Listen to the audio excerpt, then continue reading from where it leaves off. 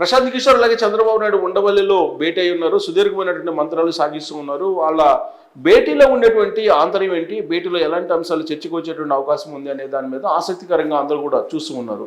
భేటీ అయిపోయిన తర్వాత వివరాలు ప్రశాంత్ కిషోర్ లేదా చంద్రబాబు నాయుడు చెప్పేంత వరకు కూడా ఇలాంటి ఊహాగానాలకి తెరపడేటువంటి పరిస్థితి కనిపించట్లేదు. అయితే వాళ్ళిద్దరి మధ్య ఎలాంటి అంశాలు చర్చకు వచ్చి ఉంటాయి, అసలు ప్రశాంత్ కిషోర్ ఎందుకు చంద్రబాబు నాయుడిని కలవాల్సి వచ్చింది అనేటువంటి ఒక అంశాన్ని కనుక మనం విశ్లేషణలో తీసుకుంటే కనుక జాతీయ స్థాయిలో చంద్రబాబు నాయుడుకి ఒక ప్రత్యేకమైనటువంటి గుర్తింపు ఉంది ఎప్పటి నుంచో కూడా. సో అలయన్స్లు నడిపినటువంటి అనుభవం కూడా చంద్రబాబు నాయుడుకు ఉంది. యునైటెడ్ ఫ్రంట్ కానీ లేదా నేషనల్ ఫ్రంట్ కానీ లేదా ఎన్డీఏకి సంబంధించిన కూటమిలో కూడా కీలకంగా వ్యవహరించారు. ఎన్డీఏ కూటమిని కూడా నడిపించారు చంద్రబాబు నాయుడు. ఆ సందర్భంగా నితీష్ కుమార్ తోటి అలాగే మమతా బెనర్జీ తోటి అలాగే సమాజ్వాదీ పార్టీకి సంబంధించినటువంటి అఖిలేష్ యాదవ్ కానీ లేదా ములాయం సింగ్ యాదవ్ తోటి కానీ వీళ్ళందరితో కూడా సన్నిహితమైనటువంటి సంబంధాలు ఉన్నాయి. సో ఇప్పుడున్నటువంటి పరిస్థితుల్లో దేశ స్థాయిలో నరేంద్ర మోడీకి ఒక ప్రత్యేకమైనటువంటి ప్రత్యామ్నాయాన్ని క్రియేట్ చేయాలనేది ప్రశాంత్ కిషోర్ యొక్క ఆలోచన. అది మెటీరియల్స్ కావాలంటే కనుక జాతీయ స్థాయిలో ఒక బలమైనటువంటి లీడరు, ఒక గుర్తింపు ఉన్నటువంటి లీడర్ అయితే కావాలి. అందుకోసం చంద్రబాబు నాయుడిని చూపించేటువంటి ప్రయత్నం ప్రశాంత్ కిషోర్ చేస్తున్నారా, అందుకే ఆయన ఉండవల్లికి వచ్చి చంద్రబాబు నాయుడిని కలిశారా అనేటువంటి ఒక ప్రశ్న కూడా ఉత్పన్నం అవుతుంది. ఇప్పటికే చంద్రబాబు నాయుడు అలాగే నితీష్ కుమార్ మధ్య చాలా సంబంధాలు ఉన్నాయి, బలమైనటువంటి సంబంధాలు, సన్నిహితమైనటువంటి సంబంధాలు. హాట్ లైన్లో వీళ్ళిద్దరు టచ్లో ఉంటారనేది రాజకీయ వర్గాల్లో నడుస్తున్నటువంటి చర్చ. అంతేకాదు మమతా బెనర్జీ పశ్చిమ బెంగాల్ ముఖ్యమంత్రితో కూడా ఎప్పుడు కూడా చంద్రబాబు నాయుడు హాట్ లైన్లో టచ్లో ఉంటారు. వాళ్ళకు కూడా రాజకీయపరమైనటువంటి సన్నిహిత సంబంధాలు ఉన్నాయి అనేది రాజకీయ వర్గాల్లో ఢిల్లీ కేంద్రంగా చేసుకుని నడుస్తున్నటువంటి ఒక పెద్ద చర్చ, అలాగే హాట్ టాపిక్ కూడా. జాతీయ స్థాయిలో ఒక కూటమిని ఒక చోటుకి తీసుకురావాలి, ఒక కూటమిని సక్సెస్ చేయాలంటే కనుక ఖచ్చితంగా చంద్రబాబు నాయుడు లాంటి ఒక నాయకుడు అవసరము అనేది ప్రశాంత్ కిషోర్ యొక్క ఆలోచనగా ఉంది అని చెప్పి ఒక అభిప్రాయం వినిపిస్తూ ఉంది. అందుకే ఇప్పుడు ప్రశాంత్ కిషోర్ ఏదైతే లక్ష్యాన్ని ఎంచుకున్నారో నరేంద్ర మోడీకి ప్రత్యామ్నాయంగా ఒక కూటమిని ఏర్పాటు చేయాలి, రాబోయేటువంటి ఎన్నికల్లో నరేంద్ర మోడీకి వ్యతిరేకమైనటువంటి పవనాలు దేశవ్యాప్తంగా కూడా వీస్తూ ఉన్నాయనేది ఆయన సర్వేల యొక్క సారాంశం, సర్వేల యొక్క రిపోర్ట్ కూడా. అందుకే ఇప్పుడు ఆయన స్వచ్ఛందంగా బీహార్లో ఎన్నికల్లో పోటీ చేయాలని చెప్పి పాదయాత్ర చేసినప్పటికీ కూడా నితీష్ కుమార్ గెలుపు కోసం ప్రభుత్వ అన్నికి అండుగా ఇప్పుడు నితీష్ కుమార్ కోసం ఆయన 2024 లోక్సభ ఎన్నికల నుంచి అలాగే 2025 అసెంబ్లీ ఎన్నికల నుంచి బీహార్ నుంచి తప్పుకున్నారు ప్రశాంత్ కిషోర్. అది ట్వీట్ చేయడం జరిగింది. అది ట్వీట్ చేసినటువంటి రోజే ఆయన ఉండవల్లిలో ఉన్నటువంటి చంద్రబాబు నాయుడు ఇంటికి రావడం జరిగింది. అంటే జాతీయ స్థాయిలో ఉండేటువంటి రాజకీయ పరిణామాలు, జాతీయ స్థాయిలో మారుతున్నటువంటి రాజకీయాల గురించి మాత్రమే చర్చించడానికి వచ్చి ఉంటారు చంద్రబాబు నాయుడు, అందుకే కలిసి ఉంటారు అనేది చాలామంది నమ్ముతున్నటువంటి అంశం. సో ఇప్పుడు చంద్రబాబు నాయుడిని కలిస్తే కనుక ఇప్పుడు ఎన్నికల ముందే ఇండియా కూటమి వైపు మళ్ళేటువంటి అవకాశం ఉందా చంద్రబాబు నాయుడు, లేదంటే ఎన్నికల తర్వాత ఇండియా కూటమి దగ్గరికి వెళ్ళేటువంటి అవకాశం ఉందా? కాంగ్రెస్ పార్టీ తోటి ప్రత్యేకించి కాంగ్రెస్ పార్టీ కోసం ఇప్పుడు పనిచేస్తూ ఉన్నారు ప్రశాంత్ కిషోర్. సానుకూలమైనటువంటి అంశాలు కూడా కనిపిస్తూ ఉన్నాయి. ప్రశాంత్ కిషోర్ నోటి నుంచి వినిపిస్తున్న మాటలు కాంగ్రెస్ పార్టీకి అనుకూలంగా కనిపిస్తున్నాయి. ఈ క్రమంలో కాంగ్రెస్ పార్టీతో కూడినటువంటి ఇండియా కూటమిని ఈసారి రాబోయేటువంటి లోక్సభ ఎన్నికల్లో అధికారంలోకి తీసుకురావాలి, ఢిల్లీ పీఠంలో మార్పు రావాలి అనేది ప్రశాంత్ కిషోర్ యొక్క ఆలోచన. అందుకోసం ఆయన సర్వశక్తులు ఒడ్డుతున్నారు. ఆయన ఇప్పటికే సోనియా గాంధీని కలిశారు, పవర్ పాయింట్ ప్రెజెంటేషన్ కూడా ఇచ్చినటువంటి విషయం మనందరికీ కూడా తెలిసింది. ఎన్సీపీ అధినేతగా ఉన్నటువంటి శరద్ పవార్ను కూడా కలిశారు, అలాగే అక్కడ ఉండేటువంటి శివసేన నేతలను కూడా కలిశారు. మమతా బెనర్జీని ఆల్రెడీ టచ్లో ఉన్నారు, మమతా బెనర్జీని 3వ సారి ముఖ్యమంత్రి చేయగలిగారు.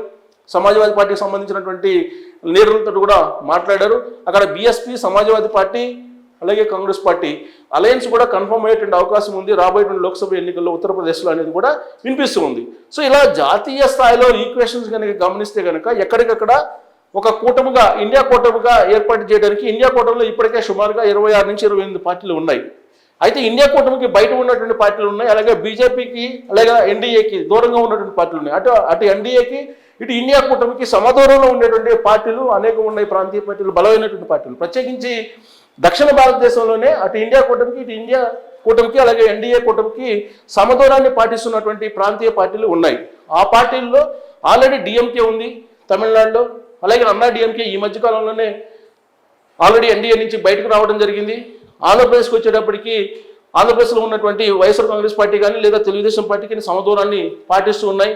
ఒకవేళ తెర వెనుక కొన్ని రాజకీయపరమైనటువంటి అవసరాల దృష్ట్యా కేంద్రంలో ఉన్నటువంటి నరేంద్ర మోడీకి సపోర్ట్ చేస్తున్నప్పటికి కూడా ప్రత్యక్షంగా అయితే అటు ఎన్డీఏకి ఇటు ఇండియా కూటమికి సమదూరం పాటిస్తూ ఉన్నాయి.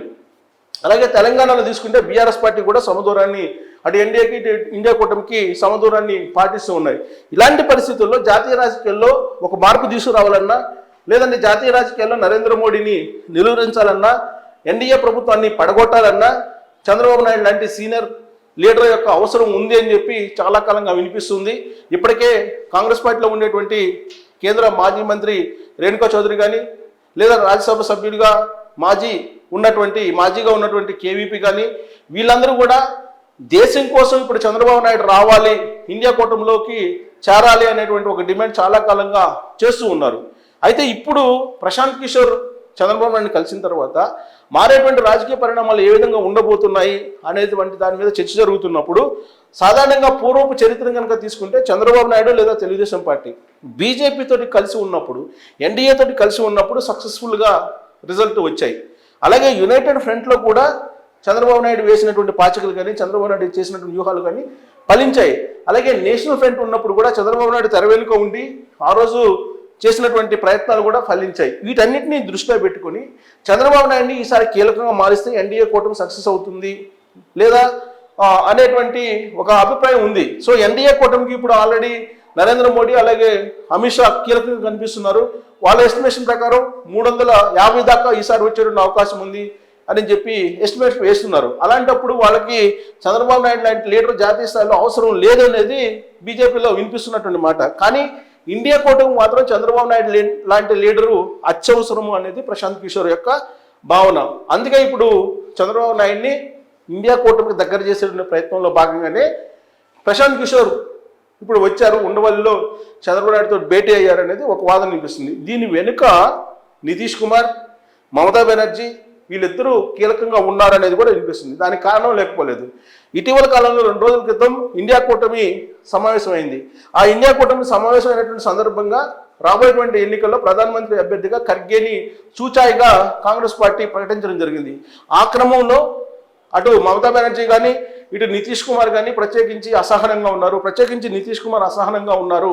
నితీష్ కుమార్ ఇండియా కూటమి నుంచి అర్ధాంతరంగా కూడా వెళ్ళిపోయారని చెప్పి వచ్చినటువంటి న్యూస్.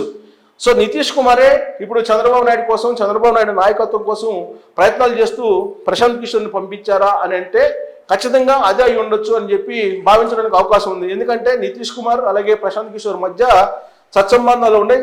అలాగే వాళ్ళిద్దరి మధ్య కొన్ని రాజకీయపరమైనటువంటి బలమైనటువంటి సంబంధాలు కూడా ఉన్నాయి. ఆ క్రమంలో వాళ్ళిద్దరి లక్ష్యం కూడా నరేంద్ర మోడీని అధికారంలో నుంచి దించడమే. కాబట్టి పాత స్నేహితులందరూ కూడా ఒక వేదిక మీదకి వచ్చేటువంటి ప్రయత్నంలో భాగంగానే ఇప్పుడు ప్రశాంత్ కిషోర్ని ఇండియా కూటమిలోకి చంద్రబాబు నాయుడు తీసుకొచ్చేటువంటి ఒక పావుగా లేదంటే ఒక అనుసంధానకర్తగా, ఒక దూతగా ఇప్పుడు నితీష్ కుమార్ లేదంటే మమతా బెనర్జీ వీళ్ళిద్దరు కలిసి పంపించారా అనేటువంటి ఒక అభిప్రాయం కూడా కలుగుతూ ఉంది.